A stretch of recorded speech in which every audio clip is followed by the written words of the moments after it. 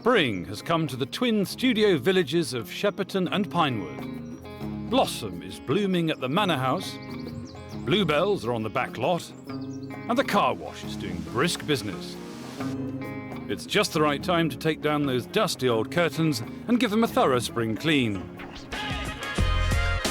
Today, spring fever has got the animals feeling decidedly frisky. The actors are pretty perky, one's even on fire, and there's a bumper spring broccoli crop. The paddock is Pinewood's outdoor pool. It obviously needs filling, but being the largest floodable stage in the country, that takes 10 days. The blue screen is nearly the size of a football pitch, big enough to superimpose any image from a sunset to the Battle of Trafalgar. Overlooking it is the underwater stage.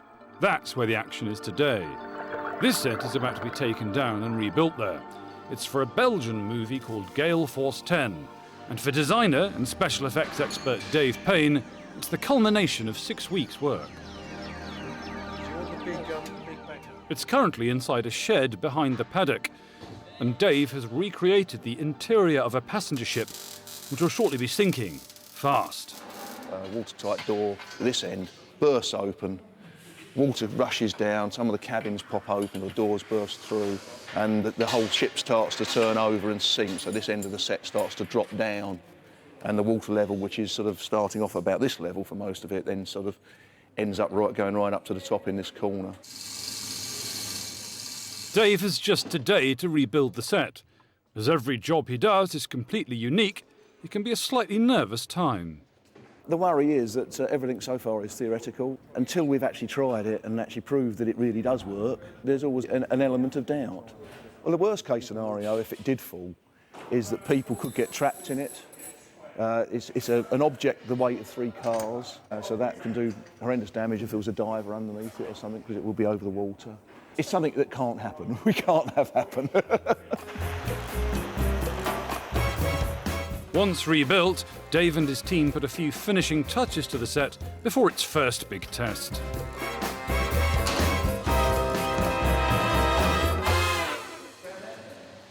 OK, when you're ready. 1, 2,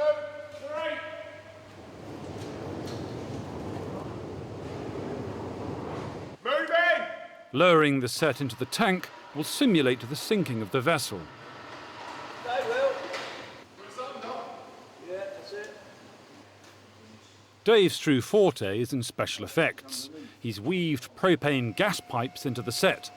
Bubbling the gas through the water and then igniting it will give the effect of burning oil floating on water. He will, in effect, be creating a makeshift 3-ton cooker.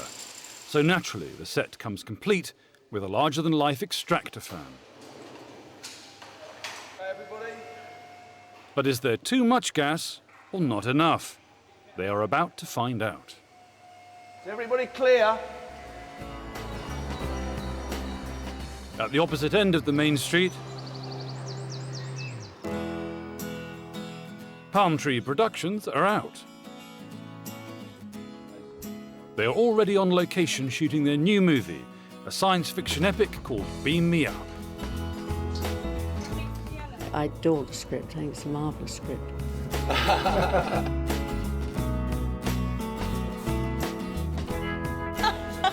Great cast, great crew. For rehearsal. Director Robbie Moffat has gone from script to full production in a matter of weeks. You do not need to spend 3 years making a film. I mean, how difficult is it? You know, you got a story, you got the actors want to work, you know, the technicians want to work, everyone wants to work, so why wait? Why take 3 years to do it, you know? Okay, guys? Beam Me Up is about 4 lightship keepers who head off to the back of Pluto to bring back a ship, and as soon as they step on board, they find themselves heading for outer space. Well, there's 4 characters. There's Skeptra, who's the captain, who's never commanded a ship before. This is her big opportunity to go into deep, deep space. She's really ambitious. There is Dr. Kraz. I'm Dr. Kraz. Sentimental. She's a child genius, a bit mad in the head. Journey. We have Caroli, who no one's quite sure why he's on board because he doesn't seem to have any function whatsoever. His name's Castor Caroli. He's like the comic relief of the film, although, you know, I do try and sort of play him seriously. I do the Italian accent. I haven't had a drink in 3 years. I've been hanging around with an Italian waiter just to get the accent, you know. And then there's Wazat, who's in love with himself and really should, you know, be a music star rather than on a spaceship. He's the kind of guy at school that, you know, used to get all the girls, and he's kind of got a few similar traits to myself. OK, guys, we'll do another one, yeah?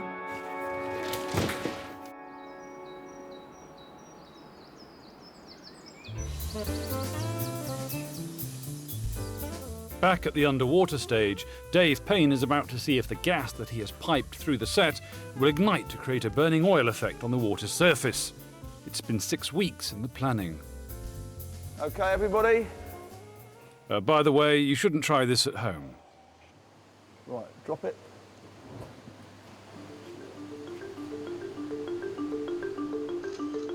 Astonishingly, the corridor full of highly flammable propane refuses to ignite. OK, right, here we go. Dave's solution is a 10-foot matchstick. Right, drop it.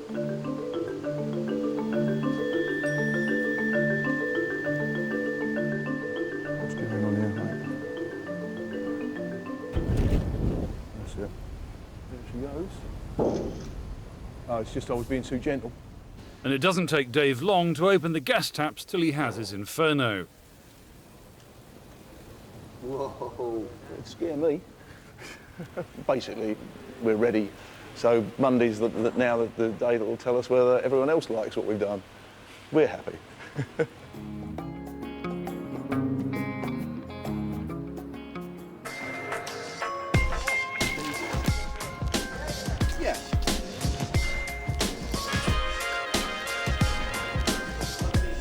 This is typical of the first day of any shoot. Mike Valentine, one of the UK's preeminent underwater cameramen, has been hired by the Belgian production for the shoot.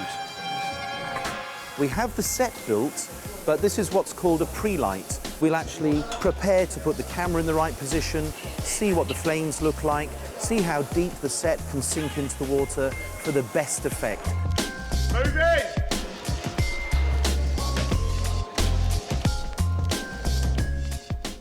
Discussing the shots with Mike is the Belgian director Hans Herberts. Oh, yeah. Sexy.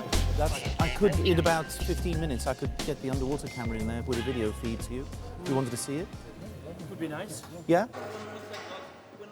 The flames are impressive, but extremely dangerous when the underwater camera moves along the burning corridor. We're having the actor swim along underwater with myself with a rope pulling me backwards underwater so that I can track back with him. The danger, the intense danger in that situation is, as I'm under the water, it's only 4 or 5 feet deep. If either the actor or myself puts our head above the water, or our hands or our foot or our leg or our arm, we'll receive serious burns because it's 800 degrees, the flames.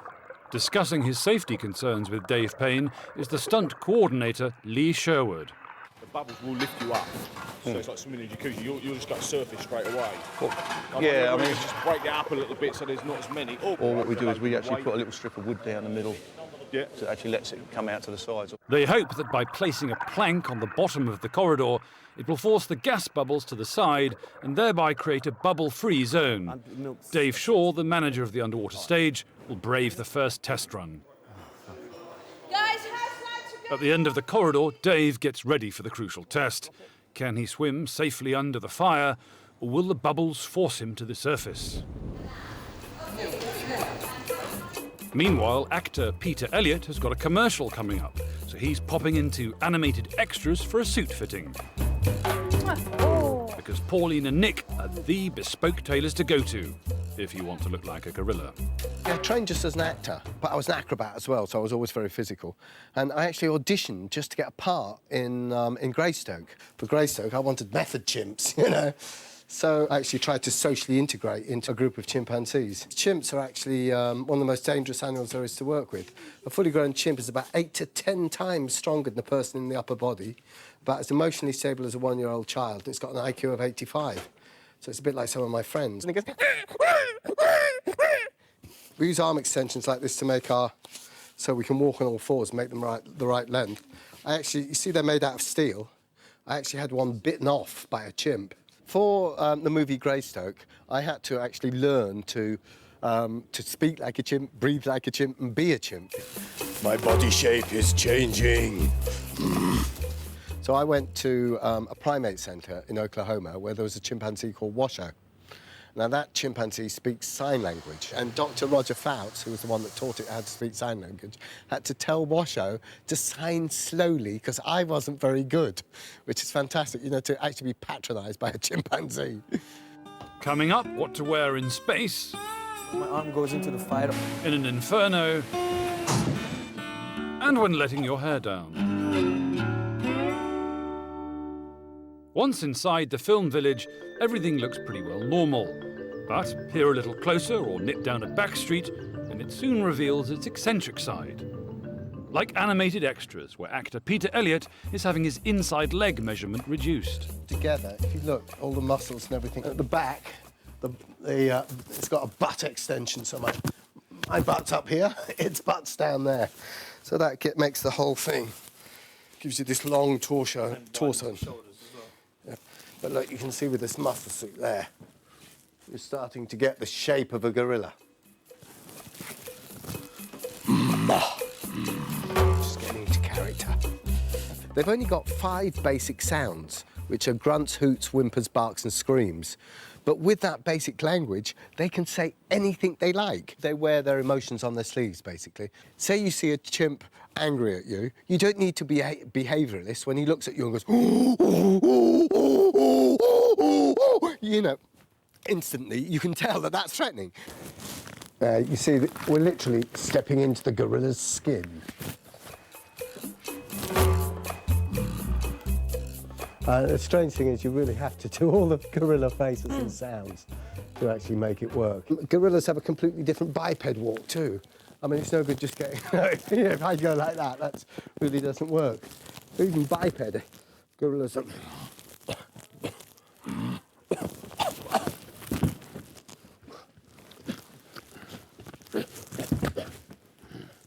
The fitting has gone well. It's time to give Peter and his new suit a run outside.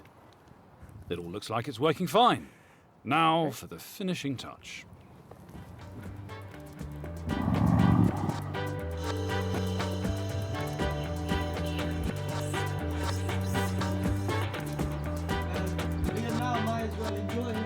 On the set of sci-fi movie Beam Me Up, director and writer Robbie Moffat has introduced a 5th character to his cast. There's one android who's been programmed totally just to service the crew at happy hour, and that's her total function. I'm Aurora. I'm your waitress for tonight's happy hour. Please. So at 6 o'clock, it's space-time, the bar always opens, but no one has been there for 50 years. To design the look for his film, Robbie has recruited June Hudson to be in charge of wardrobe. Lee Took's job is to build and shoot the spaceship. And it has to be said, Robbie has set them quite a challenge. This is a massive ship that they're on. There's 10 floors. I think it more as the Titanic. But Lee is far from being daunted by the prospect. I worked on films like Clash of the Titans, Warlords to Atlantis, films like that. We've done recently, Da Vinci Code was the last picture we've just finished. Like Lee, June also has a well-established professional reputation. I'm well known as a science fiction designer because I was principal designer on Doctor Who. Robbie has asked June to use her years of experience and design costumes that will evolve over the course of the film. In designing this production of these astronauts that are going on to an endless journey where they actually live their whole lives in space. And that gave up some challenges for the costumes. And Robbie's design for the spaceship has posed some challenges for Lee. We have somewhere here we are. This was our original drawing, a sort of thumbnail sketch of what we were, the sort of spacecraft we were looking at trying to build. This is normally on a bigger production. Obviously, they've got art departments, designers, and many people are involved. In this case, it's a thumbnail sketch, and it's a case of interpreting that, which is quite nice in a way because it gives us an element of freedom. I mean, sometimes I think the greatest creative opportunities that you have are caused by the fact or by that you haven't got money, so that you have to be creative. Back at Pinewood, the producer of John Woo's new movie, Paul Hitchcock, has received the latest script, and it looks likely to bust his budget. Yeah, well, we have the full script now. There's 125 pages, which, in my opinion, is a little long. In the script we have at the moment, there are 9 action sequences, which is quite a lot. And I think, frankly, that it may reduce down to something like 6 or 7. But, John Woo has to be persuaded that that's what he wants to do. As an experienced producer, Paul is no stranger to these delicate money conversations. On Mission Impossible 2, for example, he had to tell Tom Cruise that they were switching locations to Australia and cutting out his beloved Spain altogether. The job of explaining to Tom that perhaps we shouldn't go there, because we've got a big budget problem, and reproduce the few scenes that we had there in Australia. You don't have to be a genius to know that isn't one of the world's great conversations. Back at Shepperton, producer Bill Shepherd is still awaiting budget approval for a script he is passionate about, based on the life of writer Virginia Woolf. And people understand that if I go out and make something, whatever I come back with is not going to be a pile of rubbish. It's always going to be good. Well, now I'm at a point whereby I've got people in America who think Vita and Virginia is terrific. This, despite the fact there's already been a Hollywood movie, The Hours, about Virginia Woolf. Bill Shepherd, however, is confident that Virginia's worth a second film. Oh, she's brilliant. Absolutely extraordinary. I mean, the thing that really annoyed me about The Hours was that Nicole Kidman played her just as depressive, and committed suicide when she was 30, It's rubbish. The people, in the Bloomsbury group, when asked, who would you like to walk through the door, they said Virginia, because of her wit and of her humour and the way in which she took things. Her brain was brilliant. Bill is sure that at last his cinematic interpretation of Virginia is only weeks away from getting the green light. They're sorting a deal out for me right now in Hollywood. Mind you, it's sort of been 3 years getting here, so it's sort of, ha, ha, ha, 3 years and then suddenly it all goes straight away, life. Meanwhile, back at the underwater stage, Dave Shaw is about to do a perilous test run, swimming underneath the 800-degree flames. The crew look on from the production area. Their main concern is that the bubbles might force Dave up into the flames. Mike Valentine's underwater camera is feeding pictures back to the production team, but these are seriously obscured by gas bubbles. Nevertheless, Dave still goes for it.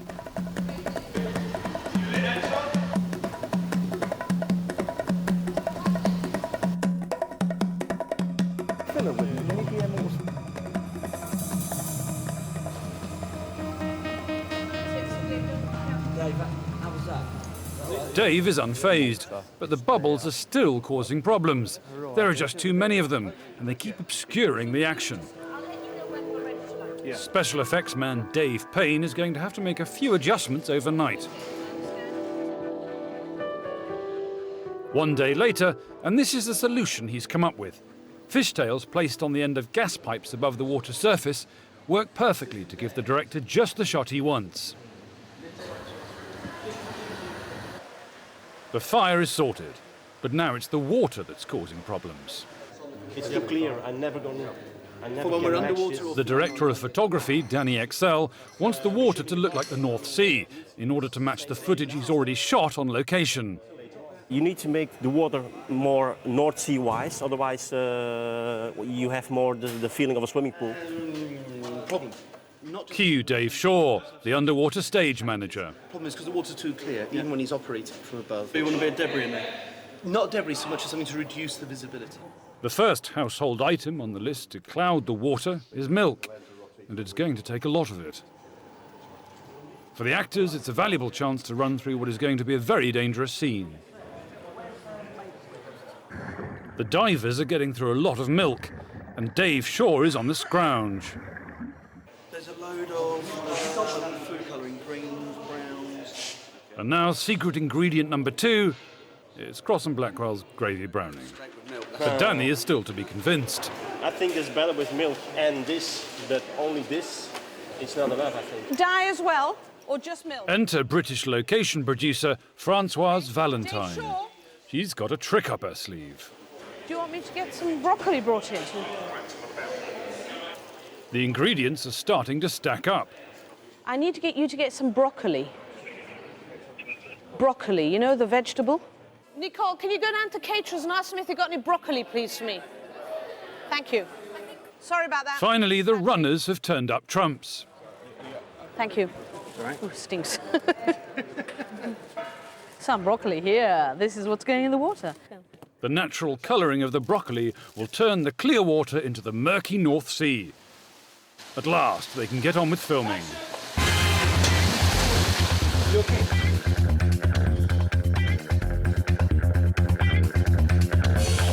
The actor is wearing protective clothing, but it doesn't protect his face. So I had to wear, this is called a Nomex, double around. And then they sprayed a liquid thing that catches fire. So when my arm goes into the fire, only the spot that's been sprinkled down catches fire, so not my whole sweater. So, but the flames do come real close.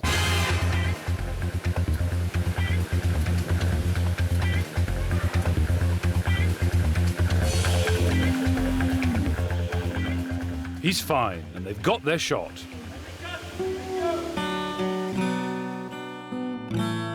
Oh my God, no. Next week, we get all homely as Baby becomes a star. Bills look like getting paid. Out in America, there's $8 million. You can't lose, really. I mean, you just really can't lose on $8 million. Bond returns home to Pinewood, and our pet favourite Pete is finally unleashed.